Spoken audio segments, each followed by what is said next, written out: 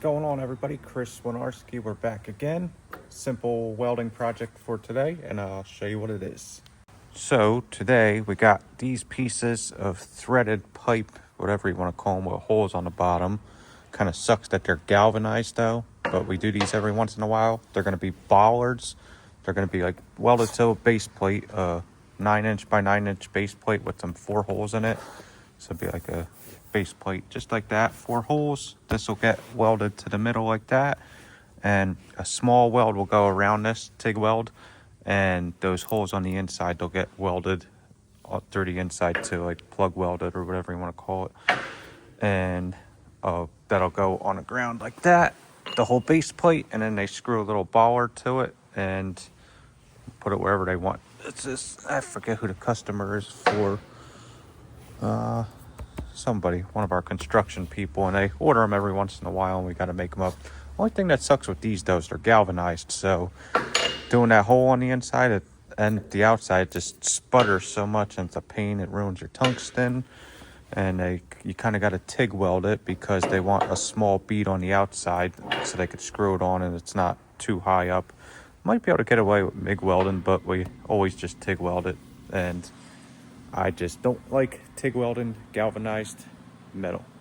So that's just me, but we'll take you along for the journey. Hopefully it'll be a little quick one. And this is on my phone, so it'll be a quick little one. And there probably won't be any music because I try editing these videos in CapCut, and I always get what's that word called? Copyright strike on some of the music I choose. I don't know why, but when I edit it on my GoPro thing, the DJI thing, I do it in iMovie, and I never have a problem with that music. So some of the time lapses and stuff might be a little boring if I don't voice over it, so stay tuned. So this was it though, 1/4-inch steel plate I gotta get, and we got a piece over there, and it'll be 9-inch, cut it 9 inches by 9 inches, and drill 5/8 holes in it, and then mark out my center, weld those on, and try cleaning this up a little, and on the inside, if I can, get some of that paint off, and maybe I'll just MIG weld the inside, I don't know, and TIG weld the outside, and get some of that galvanized off. So we'll get to cutting now. Gloves on. We are pretty cold today. I think we are what is it, like 40, 50 degrees, and pretty wind chill. It was raining, so 1/4 by 12 plate, so I'll just cut 2 pieces 9 inches long, and then I'll trim it down afterwards. Or yeah, cut 2 pieces 9 inches long, and then I'll trim a little bit off of that, 3 inches off each end or whatever. So we'll get to cutting. So I'm choosing to cut this on the bandsaw rather than cut it on the shear. First, it gives it a nice cleaner cut, then kind of like a rounded edge, and it's easier to lift that big plate up on the smaller rollers than the big shear. Just mark this out at 9 inches.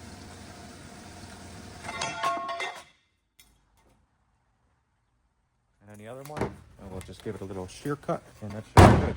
Like my little marker. I did a little video on this a couple of videos ago of different markers that I use, but I don't know if you've seen it. June Gold, kind of a cool little blue, it's kind of like a fine tip marker, or ultra fine. So check out that video if you haven't seen it and you want to see some cool little markers that I use. Here's another tip for you too.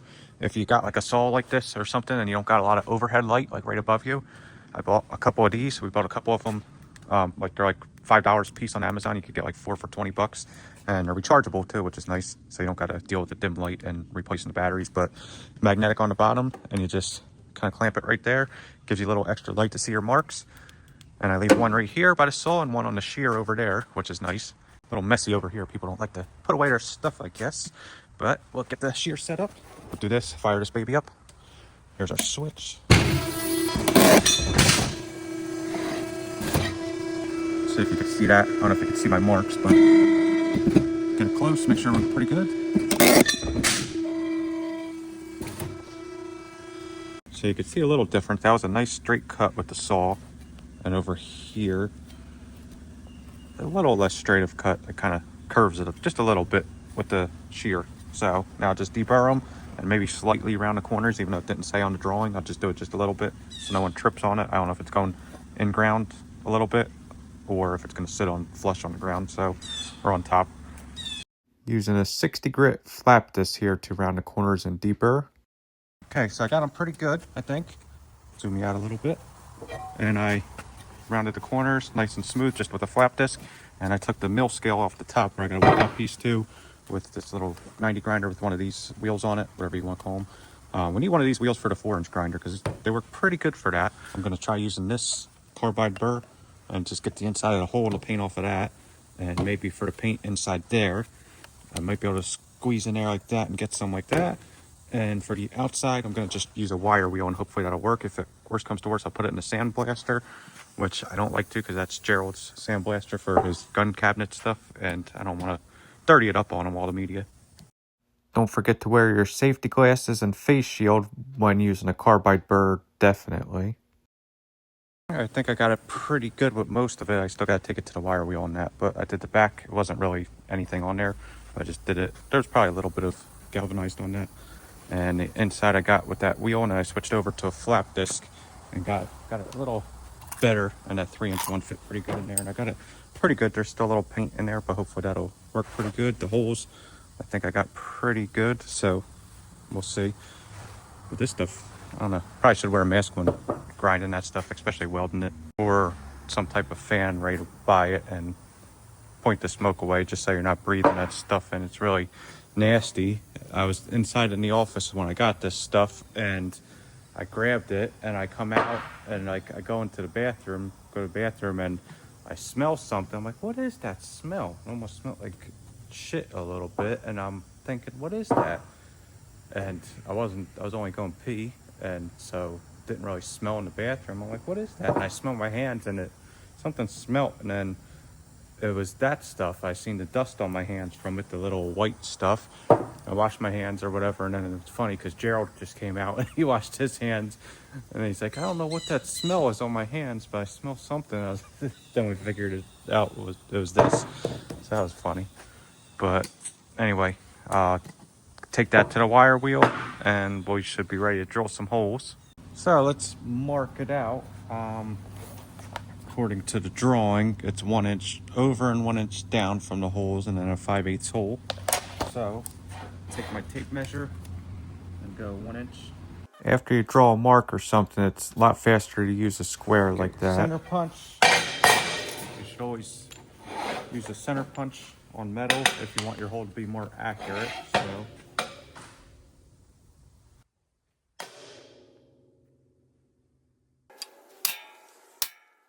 all right, get ready to drill our holes. Hopefully I could do it in 2 holes. 5/8 bit, and this is like a 3/16. Now this might be like a 5/16 or something. But I don't know, I found it up there. It's a little sharp. No one ever cleans up their bits and stuff, though. It's always a mess. I'm usually oily. So that's one good thing you should do, is just clean up your mess when you're done. That way, just make your equipment last so much longer, and I don't know, it's just nicer. It's like one of my OCD things is just have a nice clean up your stuff pretty much. So I put that piece of wood in there, and that's pretty good. And I could probably hold this by hand. It's instead of clamping it down or something, it's not that big of a deal. Switch my speed over to low 3, which is about 345 RPMs. And I probably won't use any oil, but if you don't have a drill bit sharpener at your house, it's probably good to use oil. Or you don't know how to sharpen drill bits or something, so that'll make your bit last a lot longer. Slow and steady wins the race sometimes if you want your drill bit to last a little longer. Got our holes drilled.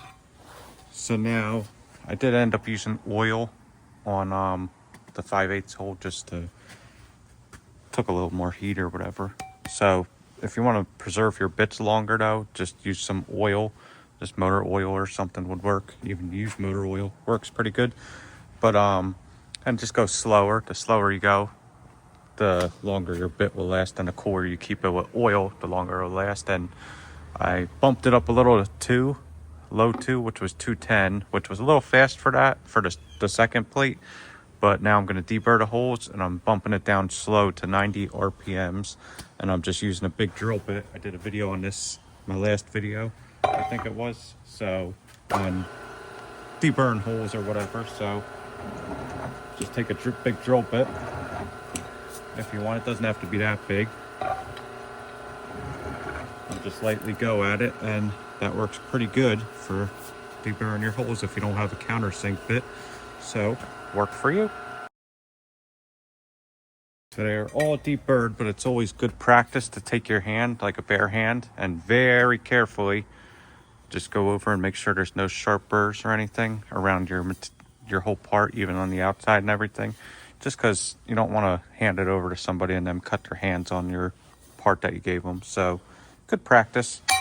So that's it for that. I keep this little magnet hook up here. I got that thing, and I put a little brush up there, and that works pretty good. Here's a little oil can and a little tiny brush like that. This works too, a little bottle of oil, and I keep a set of drill bits right over here. It's usually full, but not right now, obviously. But I'll sweep that up in a little bit, or when I'm all done, same thing over there. And now I think we're ready to start welding. Then that was another thing you want to do. Just make sure you wear safety glasses and stuff, or try to, when you're doing stuff like that, drilling holes and deburn like over there and stuff, or wear a face shield or something. Just take care of yourself. Watch out for yourself. You only get two sets or one set of eyes, two eyes, and protect them and protect yourself. So one thing my dad used to say and always stuck with me. So tip for you. Here's where I just hate using the oil on your part or whatever for drilling. Your part just gets a little oily, so I'll just take my acetone and a rag and give it a little wipe down. Get all that oil off, and it just cleans it a little better before you start welding it. So now I got to mark out my center for this piece to go. So what I'll do is find the center of the plate and mark that both ways. Now it's just 9 inches, so what's that, 4.5 is centered. But being that this might not be perfectly straight, I go 4.5 inches that way, then I'll go 4.5 inches that way. And what do you know, we're like maybe a 32nd off. Then I'll split the difference, and that gives you your true center pretty much. Just gets you a little more accurate. So 4.5, 4.5. Even if your part's shear cut, that sometimes it's not exactly 9 inches. So now I'll measure my part over here, and that will be what, 3 3/4 about on the outside. So that's what, 1.5 plus 3/8. Just put the tape measure on the center mark and go 1 7/8 over each way. I think that's what it was. And that's pretty much it. 3 3/4, is that what I said? 3 3/4. So that's like that. And then same thing over here. 1.5, 1 7/8. 1.5. 1 7/8, and then just double check it. Should be 3 3/4. And that's your part like that, all marked out. Now just take this, double check it, make sure lines are pretty good, which they are pretty dang gone good right there. Let's see if you can kind of see around like that without taking you off the tripod, but pretty good. So we'll mark that one out for the same thing, and that should be ready to start welding. We'll get some clamps for that and start clamping that down, but a lot of them are being used right now for this shamrock thing that we're building. Kind of cool. And then here's some face things over there, if you could see that. Here's this pipe that I just did over here. Big stainless steel type 316, had to purge the whole thing. Not the prettiest weld, that one was a little inconsistent. Right over here. Not the best, not the worst. It'll work though. Purge was pretty good, but here's these face things, and they're gonna be kind of 3-dimensional like that, but kind of cool. Little project we're working on. That would have been cool to film, but that's a lot of work. So I'll take my long clamp like that, and a fixture table is not needed. You can work off the corner of your table if you have a long clamp like that too, that helps. But what I'll do is this can't go deep enough to clamp that inside down, so I'll take a little piece of flat bar like that, and I'll just clamp it down like that. So kind of, the only thing with fixture tables is sometimes you got to find the right hole.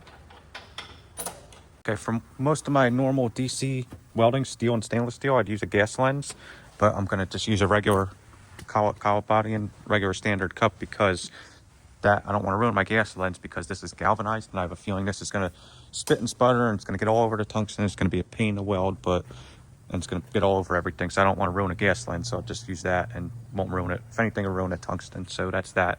The machine fired up. Turn our gas on. I want to be about 20-ish CFH maybe. For steel, that's probably fine. Around 15, 25, wherever you want to be, somewhere around there. Normal thing, 200 amps. That's my normal setup. One's my normal setup for the Everlast. Two's my aluminum. But pretty simple. I don't think I need to go over foot pedal, downslope none, end amps 5, post flow 15, which is a lot for that. Pre-flow 0.2 gives a little better arc start, 15 amps for start amps, 0 and 200 amps. That's just what I have it at the foot pedal. Pretty simple. But I could almost guarantee that it's going to spit and sputter and get all over the tungsten. Putting 4 tacks on and then spinning it and doing another 4 tacks in between all those. So 8 total for each part. Spit and sputtering when I was tacking it, so it's definitely not going to weld that good. Might just MIG weld that inside. And the outside I kind of got a TIG because they want this to be low profile because they're going to screw their pipe thing on and they don't want it to stick up too much. So I kind of got a TIG weld that. Got my fan on, suck some of the air away. If it gets pretty bad, I'll get my mask on and start using that.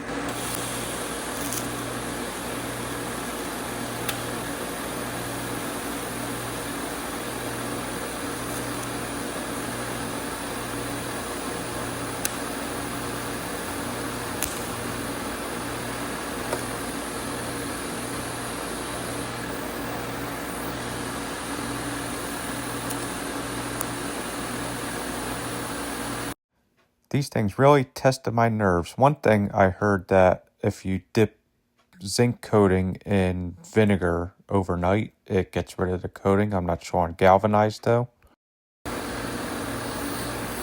Thing's a pain. Now it's like the tungsten's so balled up and gunked up, it doesn't weld that good. I just hate welding anything galvanized. It seems like even sometimes when you clean it, it's still in the metal somehow, like embeds itself in the metal. I am definitely not a professional galvanized TIG welder. I used to MIG weld it a lot when I was learning how to MIG weld or flux core weld a long time back in the day, but TIG welding, nope. I think if I had to do this every day, I would quit that job. But I noticed with this, like with TIG welding, it seems like the less heat that you put in, like barely enough heat to just fuse it or melt that base metal, and it helps weld it a little better. And if you kind of do like a lay wire technique, it definitely helps a little better too. So just something I learned along the way. I'm not sure if it's better. Stuff sucks to weld. Here, let me show you. At first, yeah, going good, pretty good. And then once that tungsten starts popping a little bit, it just takes like double the heat to start welding. It's just pain. Probably went through a half a tungsten already. So got one more to weld, and then I'm definitely gonna MIG weld that inside, I think. Do something like this. This is your tungsten on steel. This is your tungsten on galvanized. Definitely struggling with this. Back and forth to the grinder to grind the tungsten. Oh, just a pain. Not fun to do, and I don't even think there's really any other technique to weld it. That'll aggravate you like crazy. Like you could get nice weld, super easy, and then boom, starts popping. It's like once this metal starts heating up, it just wants to pop like crazy, and I have to go back and forth to the tungsten sharpener because it doesn't weld good with a dull tungsten. Just shooting fireballs all over the place, all over. Probably got it. Surprised. Went and get any fireballs on the new torch. That would have sucked. Probably really should have welded it over there too, because I don't want it to eat up the table. But man, that stuff will piss you off big time. If you're not in a good mood already, don't weld that. At least put that. I probably should have just MIG welded the whole thing, but I gotta set everything up. We don't MIG weld as often here, so I don't know which machine has the MIG weld wire in there, and I probably gotta set everything up, but I'm not going through that again, filling up that big hole. So we told this guy this too before, with these things, if you get them not galvanized, it'll save you more money, and Your welds will look better, probably stronger and everything, but went through like a whole or half a tungsten, wasted that cup. That thing's pretty shot now, which ain't that much money, but it's just aggravating. That would have took me, I could have welded both of these. If these were stainless or steel, not coated, I could have welded both of them in the amount of time it took me to weld one of these, maybe even half of it. That thing was a pain. Honestly, not really sure how to weld. It's been a while since I welded galvanized with the MIG welder, but we'll see. Hopefully it doesn't shoot too big of fireballs.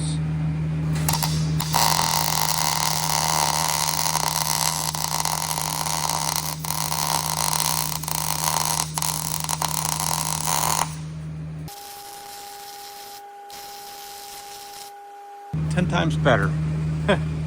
That might not have been as galvanized on the inside, but that was 10 times easier. And I think next time if I have to do it, I'm going to say you're going to have a little bigger weld, because I'm not TIG welding that. It'll save you more money too, but it might just be like an inch higher, if that, not even like a half inch higher. But I can do one hole on the other one hole on this one hole on that one, so I'll alternate. If you care to know the machine settings, I don't know if this is right, but that's about 22 volts, 23 volts, but that's a dial machine, that's an older machine. About 25 CFH, and bear with me on this. About like 20, it says 2, so I'm guessing that's like 200 inches a minute, I don't know, on a wire speed. So something like that. I know 35 wire. Definitely a lot easier to weld and pretty simple, just filling up a hole, not much to it. If you don't notice, I changed my helmets. I used this one for MIG welding or stick welding or dirty welding, and the other one for clean TIG welding. Much easier though. I don't know if it was because that was not galvanized, maybe that piece, because even when I ground off that back of that, it seemed not as galvanized, but either way, it was definitely a lot easier. And next time, I think I'm going to MIG weld that and just tell the guy that it might be a hair bit bigger, but it's a lot easier. Because like right there, going good, but once that starts to heat up, then starts popping, it just sucks. And that really aggravated me a lot. But anyway, that's it. I'm going to break or put this in the press just a little bit. Probably put it in the press and bend it a little just to get that little bow out. It has a little tiny bow like this in it. I don't know if you can really see it, even though when they anchor this down, it'll probably suck it back the other way, but just be pretty good. So another good tip though for you, another good tip is when you're done with your MIG welder, it's good to clean your tips after, just by clean the tip and snip the wire and everything. Just clean it all up pretty good, and make sure you shut your gas off. That way, when you go to use it again or someone goes to use it, it's nice and fresh and clean, and you don't got to worry about it. Just keep better habits for yourself.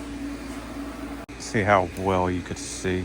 Kind of hard to see. I thought you'd be able to see a little better, but right there, a little nasty, okay-ish. Right there, pretty good, but annoying. There's another thing. It's all messy over here, and you're tripping over here. But just clean up your little area. There's always so much stuff up here that it's a pain to work over here. Call this thing Big Hoss, though. Pretty big press. I don't know what it is, like 60, 100 tons or something like that. But I don't feel like moving this big plate, so.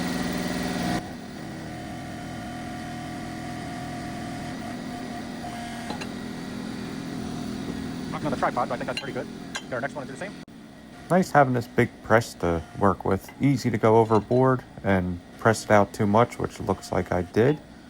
Kind of overbroke it a little, so I'm just gonna move that over, put this little block on the inside.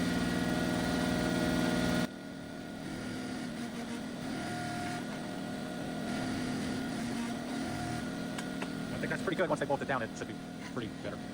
So technically all this is done right now, so what I could have did was call it a lunchtime or whatever and just started eating lunch or just on to the next project, but I was going to take it one step further. I swept up all my stuff over there, cleaned up all the welding cords, did all that, switched the tungsten around. I even straightened this up a little bit, even though Judd's working on that, just my little OCD, it just was too messy over there, and I needed a little bit more room to work over here. So if I wanted, so just straightened up all that, put all the clamps back out, which that wasn't needed. He's still working on that. I didn't need to do that. Here was all my stubs that I had up here, them there. Even swept up over here, blew it off a little bit, but I'm not putting that away today. Not that generous today, even though I did all that. But and cleaned all that up. Took the leaf blower, blew all the excess away, swept up around here. There was a lot of spatter, so kind of went above and beyond, I guess if you call it. But everything's nice and clean, ready for the next job, and that's just one thing I like to do to make myself a little more efficient. Again, not something you have to do, but just one thing I like to do. I don't like to grind on the table. I like to grind over there. It just makes it a little cleaner over here, and just one way that I work and I keep my stuff efficient. I know I say that in a lot of videos, but I think that's pretty much it, and that's pretty much done. So I think that came out okay. It'll definitely do the job. That was frustrating though, like I said a million times with the thing. Everything else was pretty easy. Even MIG welding that on the inside was pretty easy and pretty simple. So if you guys liked that video, please take a second and subscribe if you like some of these extra videos, or give it a like and a comment of if you weld if you weld galvanized a lot, how would you have welded that? And the main thing would have had the key thing is not that big of a weld on the outside. Inside didn't really matter, but how would you have done it? I'm just curious. If you have a better trick on welding galvanized, mine was not getting it too hot and kind of like pulsing it a little bit, but not keeping too much heat on the galvanized part, and a little more towards the steel and kind of washing it up towards the galvanized a little. But once it gets to like a certain point, it just pops, at least with those threads on there and stuff like that. So let me know, and yeah, that's it for that, and we'll see you guys on the next one. Chris Winarski, over and out. One little extra thing for you. I don't know if I said it, but make sure you shut your gas off.